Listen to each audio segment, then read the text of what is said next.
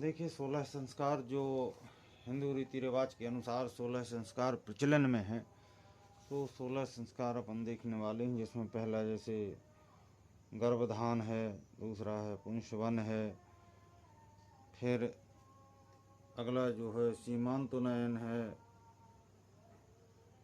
जातकर्म, नामकरण, निष्क्रमण, अन्नप्राशन, चूड़ाकर्म, कर्णभेद, विद्यारंभ और उपनयन और वेदारंभ, केशांत, समावर्तन, विवाह और लास्ट में आता है अंत्येष्टि।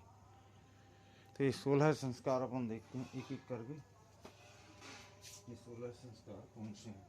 तो हिंदू धर्म में रीति रिवाज के अनुसार यदि हम देखें 16 संस्कार जो कहे जाते हैं, तो उन 16 संस्कार की हम बात कर लेते हैं कि 16 संस्कार कौन कौन से होते हैं। क्या है, नाम तो बहुत सारे लोगों ने सुना होगा, लेकिन इस 16 किसी को याद होना बड़ी दिक्कत का काम होता है। नाम तो सब कहते हैं कि 16 संस्कार 16 संस्कार, लेकिन तो पहला है अपना कौन सा, गर्भाधान। पहला संस्कार आता है गर्भाधान। दूसरा जो सेकंड नंबर पे आता है पुंसवन संस्कार होता है। फिर तीसरा जो है सीमांतोन्नयन संस्कार। फिर जात कर्म। अगला आता है पांचवा नामकरण संस्कार।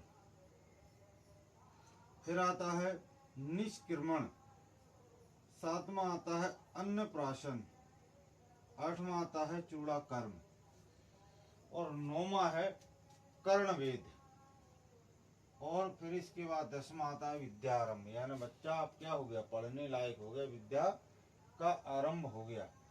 11वां है उपनयन संस्कार और 12वां है वेदारंभ, यानी वेदों का ज्ञान यहाँ करने लगा वो।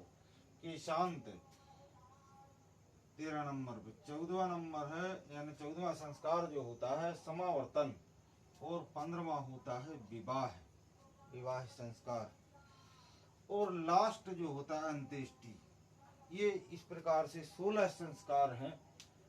16 संस्कारों के नाम दिए गए हैं कि किसके बाद, यानी गर्भधारण से लेकर के लास्ट क्या है, अंत्येष्टि तक। इस प्रकार से 16 संस्कार होते हैं।